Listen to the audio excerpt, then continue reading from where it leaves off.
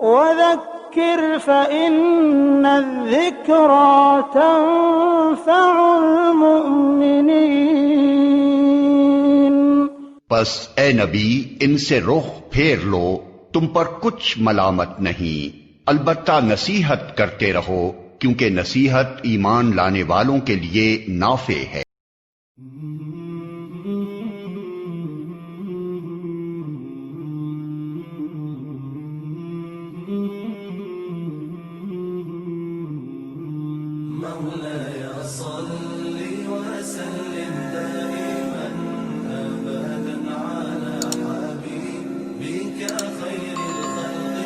الحمد لله نحمده ونستعينه ونستغفره ونؤمن به ونتوكل عليه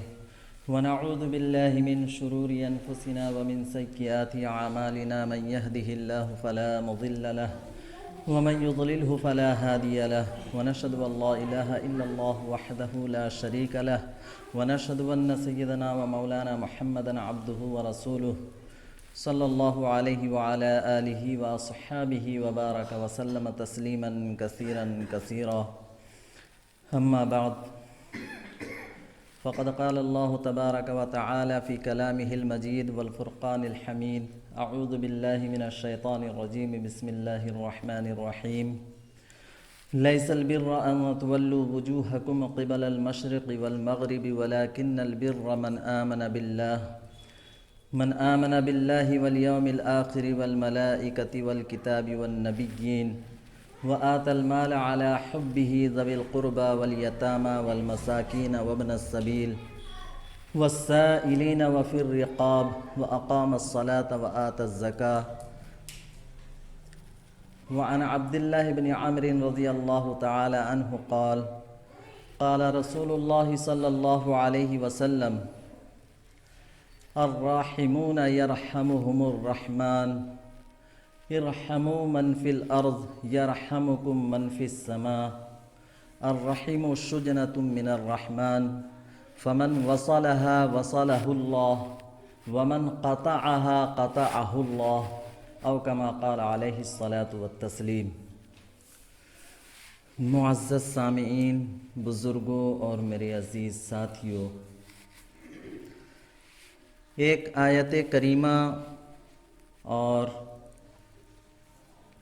ایک حدیث مبارک آپ صلی اللہ علیہ وسلم کی میں نے آپ کے سامنے پیش کی۔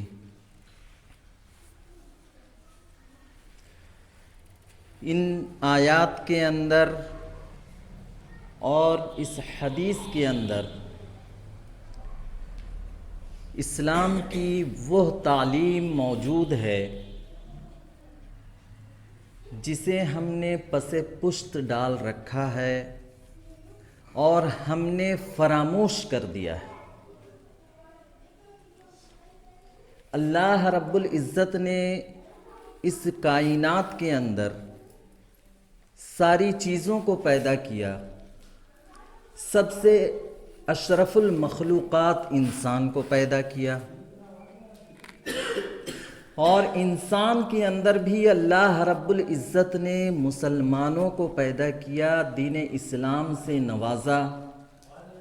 اللہ رب العزت اگر چاہتے تو صرف اس کائنات کے اندر مسلمان کو ہی پیدا کرتے جو اللہ کی اطاعت کرے، اس کی بندگی کرے اور دن رات اللہ کی عبادت میں لگے رہے، صرف یہی مخلوق کو اللہ تعالیٰ پیدا فرماتا۔ لیکن اللہ نے صرف مسلمانوں ہی کو پیدا نہیں کیا، ایسے لوگوں کو بھی، انسان کو پیدا کیا، اس میں ایسے لوگ بھی موجود ہیں جو اللہ کی نافرمانی میں دن رات لگے رہتے ہیں، غیر اللہ کی پرستش میں لگے رہتے ہیں، بتوں کی پوجا میں لگے رہتے ہیں۔ ایسی مخلوق کو بھی اللہ نے پیدا کیا۔ اب اس کے بعد اللہ رب العزت نے انسانوں کے اندر کئی طبقات بنائے۔ اللہ رب العزت نے انسانوں کے کئی طبقات بنائے ہیں، اور یہ اللہ رب العزت کا بنایا ہوا طبقہ ہے۔ کوئی شخص یہ نہ سمجھے کہ یہ میری کسبی ہے اور یہ میری شخصی محنت کا نتیجہ ہے، یہ اللہ رب العزت کا بنایا ہوا نظام ہے۔ اللہ رب العزت نے انسانیت کو جو ہے متفرق اور مختلف طبقوں کے اندر بانٹا۔ یہ نظام قدرت ہے، اللہ رب العزت بہتر جانتا ہے کس کو کس طبقے کے اندر بنانا ہے، کس کو کس طبقے کے اندر پیدا کرنا ہے اور کس کو کس کے ساتھ ہمیں جوڑنا ہے۔ اس نظام کے بارے میں اللہ رب العزت بہتر جانتا ہے، ہم اس کے بارے میں کچھ نہیں جان سکتے۔ تو اللہ رب العزت نے انسانوں کے جو طبقات بنائے ہیں وہ کئی طرح کے طبقات ہیں، کئی طرح کے مختلف قسم کے جو ہے طبقے ہیں، اور ایک طبقہ اس طریقے پر بنایا ہے کہ اموال کے اعتبار سے اللہ نے طبقات بنائے ہیں۔ وہ کئی اعتبار سے اللہ نے انسانوں کے طبقات بنائے ہیں، لیکن ایک اموال کے اعتبار سے بھی اللہ نے طبقات بنائے۔ کسی کو اللہ رب العزت نے جو ہے بے حد و حساب مال و دولت سے نوازا ہے، کوئی متوسط طبقے سے تعلق رکھتا ہے جو اپنا گزر بسر آسانی سے کرتا ہے، کچھ بچت کر لیتا ہے، اور ایک طبقہ ایسا ہے جو ضرورت مند ہے، حاجت مند ہے، وہ اپنی ضروریات پوری کرنے کے لیے تگ و دو کرتا ہے، بھاگ دوڑ کرتا ہے اور دوسروں کا محتاج بھی رہتا ہے۔ یہ اللہ کا بنایا ہوا ایک نظام ہے کہ اللہ نے ایک انسان کو دوسرے انسان سے اس دنیا کے اندر اس طریقے پر بھی جوڑ رکھا ہے کہ انسان دوسرے کے جو ہے محتاج بنے رہے، ایک دوسرے کے لیے کارآمد بنے رہے، ایک دوسرے کے کام آتا رہے۔ اگر صرف ایک طبقہ ہوتا، سارے انسانوں کے پاس یکساں مال و دولت موجود ہوتی، سارے انسان برابر درجے کے ہوتے، سب کے پاس اتنا ہی مال ہے، سب کے پاس اتنی ہی دولت ہے، اتنی ہی جائیداد ہے، اتنا ہی سونا چاندی اور خزانہ ہے، اور ساری ضرورتیں اس کی ایسے ہی پوری ہونے والی۔ اگر اس طرح سے اللہ طبقہ بناتا تو کوئی کسی کے کام آتا نہیں، سب اپنی دنیا ہی میں مگن رہتے، کوئی کسی سے جو ہے جڑتا نہیں۔ انسانیت یہ انس سے نکلا ہے جو ایک دوسرے کے ساتھ جو ہے انسیت اور غمخواری کرتا ہے، ایک دوسرے کے کام آتا ہے۔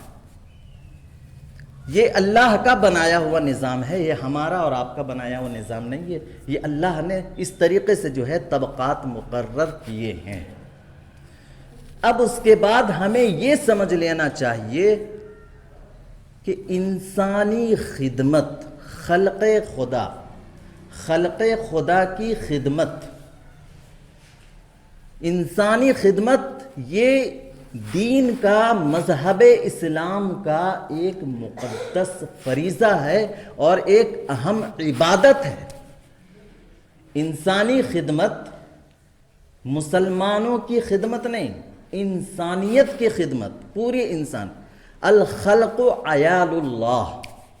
پوری انسانیت جو ہے یہ اللہ کی عیال ہے، مسلمان ہو، غیر مسلم ہو، کافر ہو، مشرک ہو، یہودی ہو، نصرانی ہو، مجوسی ہو، کوئی بھی ہو، ساری انسانیت یہ اللہ کے عیال میں سے۔ تو یہاں تفریق نہیں کی اللہ رب العزت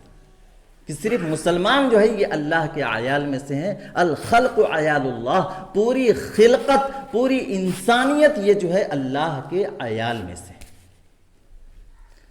تو یہ انسانیت کی خدمت، ان کی ضروریات میں ان کے کام آنا اور سب کی حاجت روائی کرنا، ضرورت مند ہے، محتاج ہیں، غریب ہے، یتیم ہے، نادار ہے، مسکین ہے، لاوارث ہے، سب کی ضرورتوں کا خیال رکھنا یہ ہماری فرض منصبی ہے اور دینی و ملی و سماجی ذمہ داری ہے۔ اس کو ہم ضرورت نہ سمجھیں، یہ دین کا اہم جزو ہے، اور نہ یہ کہ صرف دین کا اہم جزو ہے بلکہ یہ ایک اہم عبادت بھی ہے۔ اللہ نے اموال کی تقسیم فرمائی، کسی کو زیادہ دیا، کسی کو کم دیا، کسی کو بالکل محتاج بنایا۔ یہ ہمارا کسبی محنت نہیں ہے، ورنہ محنت کرنے والے جو صبح سے لے کر رات تک پورے محنت کرتے ہیں اور جد و جہد کرتے ہیں، آج سب سے زیادہ مال و دولت ان کے پاس ہوتا ہے، لیکن ایک محنت کرنے والا آج اپنا گھر کا پورا خرچہ چلانے پر جو ہے قادر نہیں ہے۔ لیکن ایک شخص آسائش میں ہے، آرام میں ہے اور اس کے پاس مال و دولت بھی زیادہ ہے، تو اس سے یہ ثابت ہوا کہ صرف محنت سے انسان جو ہے یہ زیادہ مال و دولت حاصل نہیں کر سکتا۔ یہ اللہ کا نظام ہے، جس کو چاہے زیادہ دے دے، جس کو چاہے کم دے دے، جس کو چاہے سلب کر لے، چھین لے، جس کو چاہے کرسی پر اور تخت و تاج پر بیٹھا دے، اور جس کو چاہے جو ہے گداگری پر مجبور کر دے۔ یہ اللہ کا نظام ہے، اللہ نے یہ جو ہے نظام اس دنیا کے اندر بنایا۔ تو اللہ نے جس کو نوازا ہے،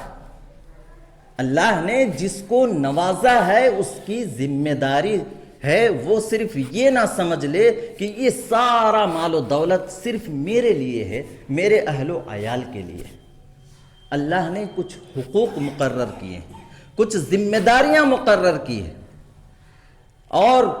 یہ صرف حقوق اس کے اہل و عیال کے لیے نہیں ہے کہ صرف اہل و عیال کے حقوق ادا کر دیے وہ ذمے سے فارغ ہو گیا، اور اپنے اہل و عیال کے علاوہ اپنے عزیز و اقارب کے حقوق ادا کر دیا، وہ اپنے ذمے سے فارغ ہو گیا۔ صرف یہیں تک محدود نہیں ہے، بلکہ اس سے بھی آگے اللہ نے کچھ حقوق رکھے ہیں، کچھ ذمہ داریاں رکھی ہے۔ یہاں تک اللہ رب العزت نے فرمایا وَفِي أَمْوَالِهِمْ حَقٌّ لِلسَّائِلِ وَالْمَحْرُومِ۔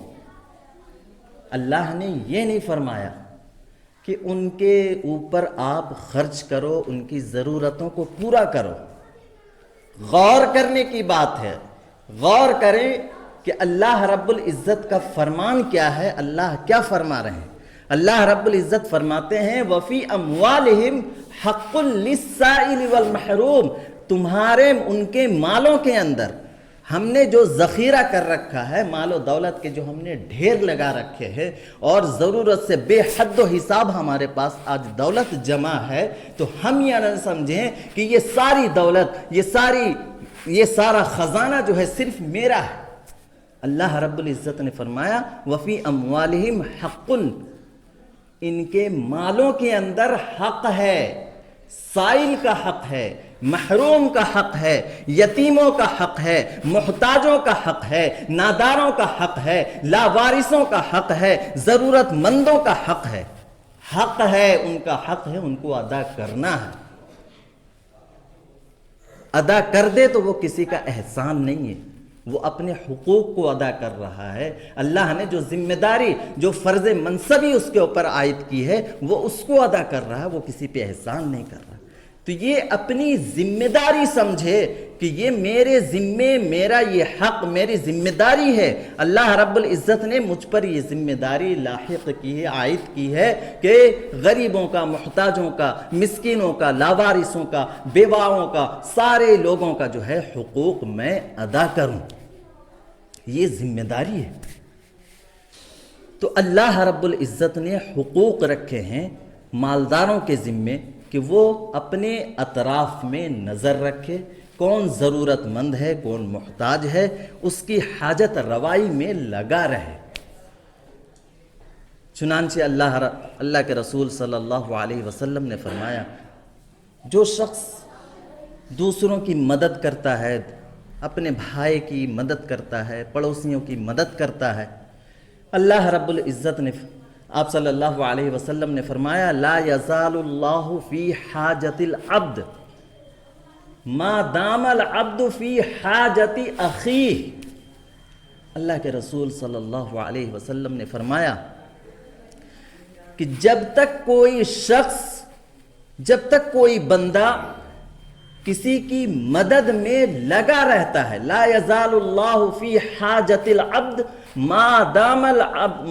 العبد فی حاجت اخیہ، اپنے بھائی کی خدمت میں، اپنے بھائی کی ضرورت میں، اپنے بھائی کی مدد میں جب تک انسان لگا رہتا ہے، اللہ رب العزت اس کی حاجتوں کو پورا کرنے میں لگے رہتے ہیں۔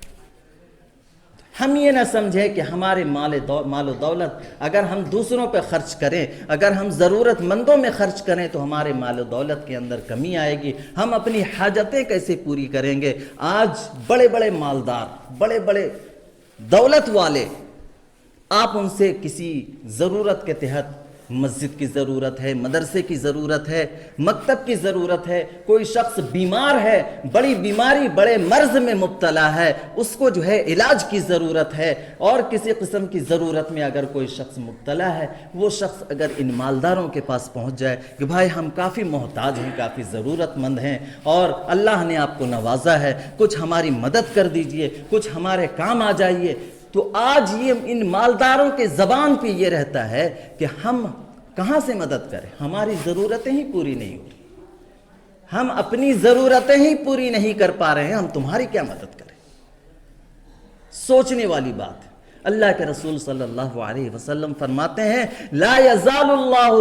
فی حاجت العبد ما دام العبد فی حاجت اخی، جب تک انسان دوسرے کی مدد میں لگے رہتا ہے اللہ اس کی ضرورتوں کو پوری کرنے میں لگے رہتے ہیں۔ تو ہم اس یقین کے ساتھ اللہ کے نبی صلی اللہ علیہ وسلم کے فرمان پر مکمل اعتماد کے ساتھ، مکمل بھروسے کے ساتھ دوسروں کی بھلائی میں، دوسروں کی مدد میں لگے رہیں گے، اللہ ہماری ضرورتوں کو ایسے پورا کرے گا، ایسے پورا کرے گا جس کا ہمیں وہم و گمان بھی نہ ہوگا، جس کا ہمیں وہم و گمان بھی نہ ہوگا کہ اللہ نے ہماری یہ ضرورت کیسے پوری کر دی، اللہ نے ان مشکلات سے ہمیں کیسے نکال دیا۔ جب انسان کی سوچنے سمجھنے کی صلاحیت ختم ہو جاتی ہے، پریشان حال ہے، مصیبت زدہ ہے، مصیبت میں پھنسا ہوا ہے، سمجھ میں نہیں آ رہا کہ اس مصیبت سے چھٹکارا کیسے ملے، نجات کیسے ملے، ساری محنت اور سارا دماغ پورا زور لگا رکھا ہے کہ کہیں سے کوئی نجات کا راستہ نظر آ جائے، کہیں سے کوئی نکلنے کا راستہ نظر آ جائے، لیکن کوئی صورت نظر نہیں آتی، ہر طرف سے اپنے آپ کو مصیبت میں گھرا ہوا محسوس کرتا ہے، لیکن اس کے بعد اللہ رب العزت ایسا طریقہ اور ایسا سبیل پیدا فرما دیتے ہیں، ایسا راستہ پیدا فرما دیتے ہیں کہ وہ بآسانی جو ہے اس مصیبت سے نجات پا جاتا ہے، آسانی کے ساتھ اس مصیبت سے وہ چھٹکارا پا جاتا ہے۔ تو یہ اللہ رب العزت وَيَرْزُقْهُ مِنْ حَيْثُ لَا يَحْتَسِبْ، جہاں وہم و گمان بھی نہیں ہوگا اللہ وہاں سے اس کی ضرورت پوری کر دے گا، جہاں وہم و گمان بھی نہیں ہوگا وہاں سے اللہ اس کی ضرورت پوری کر دے گا، وہاں سے اللہ اس کو جو ہے اس مصیبت سے نجات دلا دے گا۔ حضرت عبداللہ ابن عمر رضی اللہ تعالیٰ عنہ کی روایت ہے، اللہ کے نبی صلی اللہ علیہ وسلم نے فرمایا ان للہ خلقا خلقهم لحوائج الناس یفزع الناس فی حوائجہم اولئک الآمنون من عذاب اللہ۔ حضرت عبداللہ بن عمر رضی اللہ تعالیٰ عنہ فرماتے ہیں اللہ کے رسول صلی اللہ علیہ وسلم نے فرمایا کہ اللہ رب العزت کی ایک مخلوق ایسی ہے، اللہ رب العزت کی ایک مخلوق ایسی ہے خلقہم لحوائج الناس، جس کو اللہ رب العزت نے لوگوں کی حاجت پوری کرنے کے لیے، لوگوں کی ضرورت پوری کرنے کے لیے، لوگوں کی مدد کرنے کے لیے اللہ نے پیدا کیا۔ بعض لوگوں کے بارے میں آپ بھی جانتے ہوں گے، آپ کی نظروں میں بھی ہوگا کہ وہ شخص اپنی ضرورتوں کو پس پشت ڈال کر صرف اللہ کی مخلوق کی خدمت میں لگے رہتے ہیں۔ اللہ کی مخلوق کہاں ضرورت مند ہے، کس کو ضرورت ہے، کون محتاج ہے، کون یتیم ہے، کون لاوارث ہے، کون نادار ہے، کون بیوہ ہے، بس اس کی جو ہے حاجت روائی میں، اس کی ضرورتوں کو پورا کرنے میں جو ہے لگے ہوئے ہیں۔ تو یہ اللہ کے مخلوق ہیں جس کو اللہ نے صرف اسی کام کے لیے پیدا کیا، خلقہم لحوائج الناس، اور اس کے لیے اللہ نے خوشخبری بھی سنائی کہ یہ اللہ کی مخلوق جو صرف اللہ کے بندوں کی مدد میں لگی رہتی ہے، اللہ کی مخلوق کی مدد میں لگی رہتی ہے، اس کے بارے میں فرمایا خلقہم لحوائج الناس یفزع الناس لحوائجہم، لوگ اپنی ضرورتوں میں، اپنی ضرورت کے اوقات میں ان کے پاس آتے ہیں اپنی حاجت لے کر، ظاہر سی بات ہے جو حاجت پوری کرنے والا ہے، جو مدد کرنے والا ہے، دنیا کے اندر بے شمار مالدار لوگ موجود ہیں. دنیا کو آپ چھوڑ دیجئے، اپنے شہر کے اندر ہی دیکھ لیجئے، بے شمار لوگ ہیں جو مال و دولت والے ہیں، صاحب ثروت ہیں، اور ان کے پاس اللہ نے کافی جو ہے ان کو دولت دے رکھی ہے. لیکن یہ مانگنے والے، یہ ضرورت مند، یہ محتاج، یہ بیوہ، یہ یتیم، یہ مسکین، یہ نادار لوگ سب کے پاس نہیں جاتے، سب کے دروازہ نہیں کھٹکھٹاتے. جو دینے والے ہیں ان کے بارے میں معلوم ہے کہ اس کا دروازہ کھٹکھٹاؤ، یہاں سے خالی ہاتھ واپس اللہ نہیں بھیجے گا. اللہ نے اس کو بڑا دل دیا ہے، مال دیا ہے، دل دیا ہے، دینے والا اس کو بنایا ہے. لوگوں کو معلوم ہے. تو خلقہم لحوائج الناس، اللہ نے پیدا کیا لوگوں کی ضرورت پوری کرنے کے لیے. اور یفزع الناس لحوائجہم، لوگ اپنی ضرورت لے کر ان کے پاس جاتے ہیں، اور وہ خود بھی جو ہے دوسروں کی ضرورتوں میں ان کو پورا کرنے کے لیے ان کے گھر جاتے ہیں. اللہ رب العزت نے ان کے بارے میں خوشخبری عطا فرمائی، اولئک الآمنون من عذاب اللہ، یہی ہے وہ لوگ جو اللہ کے عذاب سے مامون ہوں گے. اللہ کے عذاب سے مامون ہوں گے.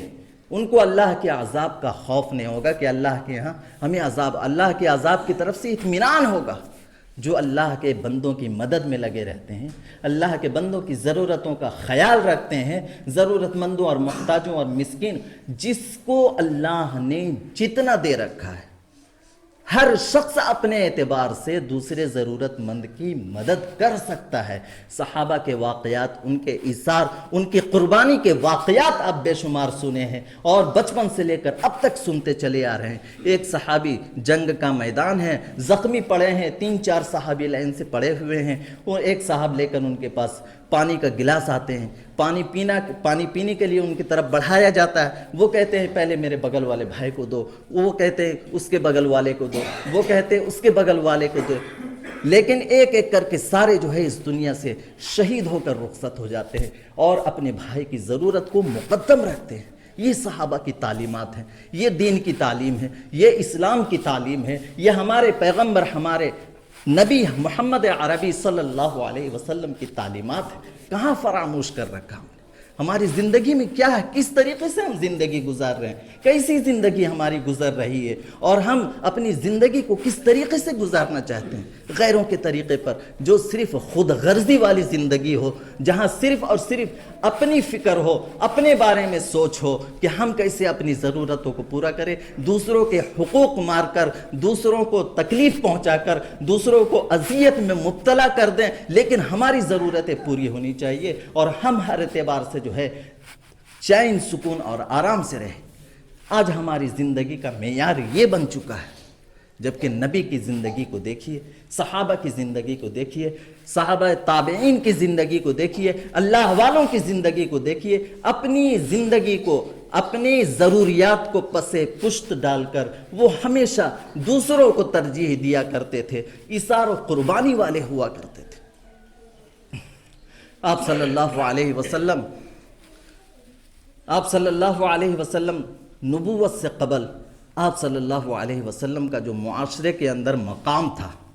نبوت سے قبل، ابھی آپ کو نبوت نہیں ملی ہے، نبوت سے آپ سرفراز نہیں ہوئے ہیں، اس سے پہلے بھی آپ صلی اللہ علیہ وسلم کو جو قریش کے اندر جو مقام اور مرتبہ حاصل تھا، اور آپ کی جو الگ شناخت تھی، اور آپ کی جو الگ پہچان تھی، اس کے بارے میں ہم مطالعہ کریں، اس کے بارے میں ہم سنیں، ہم اس کے بارے میں جاننے کی کوشش کریں کہ نبوت سے پہلے آپ صلی اللہ علیہ وسلم کی شخصیت کیا تھی، آپ کو کس طریقے پر جو ہے پورے معاشرے کے اندر جانا اور پہچانا جاتا تھا. تفصیلات میں آپ کے سامنے عرض کروں گا. اللہ رب العزت ہمیں کہنے سننے سے زیادہ عمل کی توفیق عطا فرمائے، اور آخرت کی تیاری کی توفیق عطا فرمائے. وما علینا الا البلاغ.